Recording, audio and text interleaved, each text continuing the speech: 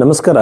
ಭೈರವಿ ಆಸ್ಟ್ರೋದಲ್ಲಿ ಇರುವಂತಹ ವಿಶೇಷವಾಗಿರುವಂತದ್ದು ಏನು ಅಂತಂದ್ರೆ, ನಾವು ಜ್ಯೋತಿಷ್ಯದ ಗ್ರಂಥಗಳಲ್ಲಿರುವಂತಹ ವಿಚಾರಗಳನ್ನು ಮಾತ್ರ ಮಾತಾಡ್ತೀವಿ. ಇಲ್ಲಿ ನಮ್ಮಲ್ಲಿ ಏನಾಗಿದೆ, ಒಂದು ಸಮಸ್ಯೆ ಬಂದ್ರೆ ಒಂದು ಪೇಪರ್ ಅಲ್ಲಿ ನಿಮ್ ಸಮಸ್ಯೆ ಬರೋದು ಸುಟ್ಟಾಕಿ ಅಂತ ಹೇಳೋದು ಪರಿಹಾರ, ನಿಮ್ ಮೊಬೈಲ್ ನಂಬರ್ ಚೇಂಜ್ ಮಾಡ್ಕೊಳ್ಳಿ ಅಂತ ಹೇಳೋದು, ನೀವು ಈ ತರ ಕಲರ್ ಬಟ್ಟೆ ಹಾಕೊಳ್ಳಿ ಅಂತ ಹೇಳೋದು, ಈ ತರ ಪರಿಹಾರಗಳನ್ನ, ಈ ತರ ಜ್ಯೋತಿಷ್ಯವನ್ನ ನಾವು ಹೇಳಲ್ಲ. ಯಾಕೆಂತಂದ್ರೆ ನ್ಯೂಮರಾಲಜಿ ಆಗಿರ್ಬೋದು, ಟ್ಯಾರೋಟ್ ಕಾರ್ಡ್ ಆಗಿರ್ಬೋದು, ಅಥವಾ ಈಗೆಲ್ಲ ಬ್ಲಡ್ ಗ್ರೂಪ್ ಮೇಲೆ ಜ್ಯೋತಿಷ ಹೇಳಕ್ ಸ್ಟಾರ್ಟ್ ಮಾಡಿದ್ದಾರೆ.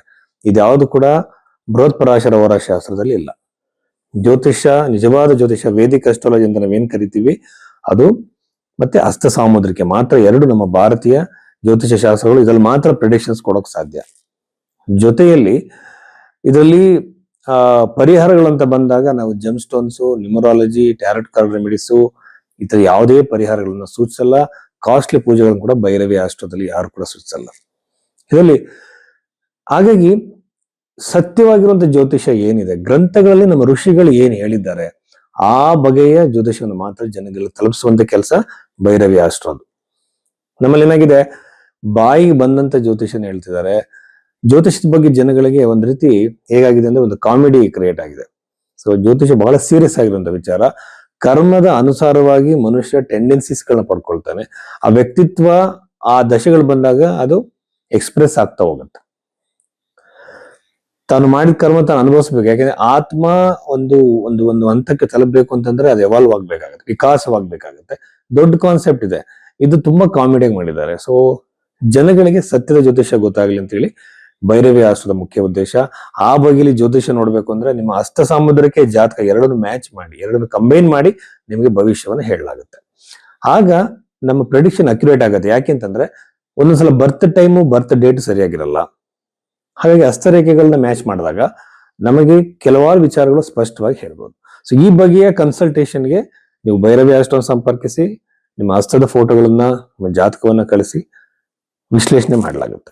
ಧನುಸು ರಾಶಿ 2026 ಜುಲೈ ತಿಂಗಳ ಈ ವಾರ ಫಲದಲ್ಲಿ ಧನುಸು ರಾಶಿಯಲ್ಲಿ ಜನಿಸಿದಂತ ವ್ಯಕ್ತಿಗಳ ಜೀವನದ ಬಗ್ಗೆ ನಾವು ನೋಡೋದಾದ್ರೆ, ಧನುಸು ರಾಶಿಯಿಂದ ಸಪ್ತಮ ಭಾವದಲ್ಲಿ ಬುಧ ಗ್ರಹ, ಸೂರ್ಯ ಗ್ರಹ ಇರುವಂತದ್ದು.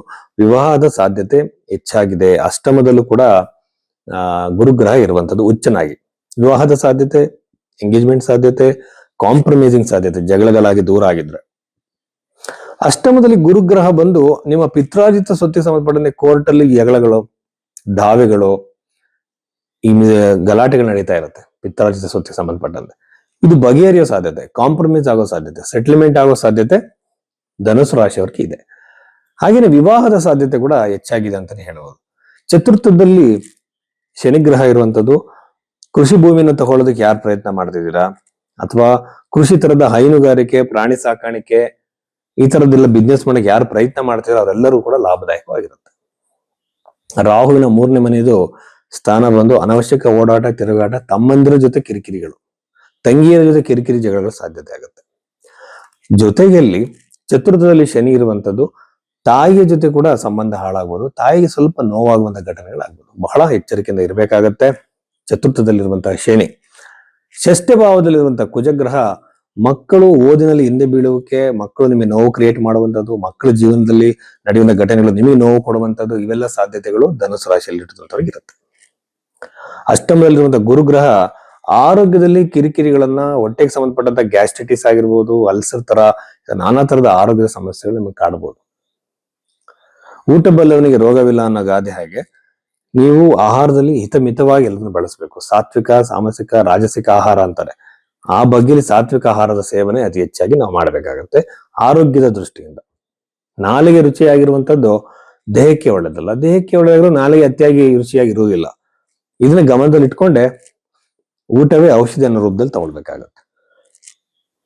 ಇನ್ನು ಧನುಸು ರಾಶಿಯಲ್ಲಿ ಜನಿಸಿದಂಥವ್ರಿಗೆ ಪ್ರಾಪರ್ಟಿ ಯೋಗಗಳಿದೆ. ಉದ್ಯೋಗದಲ್ಲಿ ಬಹಳಷ್ಟು ಅನುಕೂಲಗಳಾಗತ್ತೆ.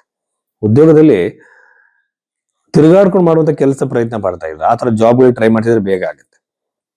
ಜೊತೆಯಲ್ಲಿ ಸ್ಥಳವನ್ನ ಚೇಂಜ್ ಮಾಡಿ ಬೇರೆ ಸ್ಥಳಕ್ಕೆ ಹೋಗಿ ಕೆಲಸ ಮಾಡ್ತೀನಿ ಅನ್ನೋ ಧೈರ್ಯವಂತರಿಗೆ, ಪ್ರಯತ್ನ ಮಾಡ್ತಿರುವಂತವ್ರಿಗೆ ಖಂಡಿತ ಅನುಕೂಲ ಆಗುತ್ತೆ. Especially for the people foreign ಜಾಬ್ಗೆ ಟ್ರೈ ಮಾಡ್ತಿರುವಂತವ್ರಿಗೆ. ಇಷ್ಟು ವಿಚಾರಗಳು ಧನುಸು ರಾಶಿಗೆ ಸಂಬಂಧಿಸಿದ್ದು.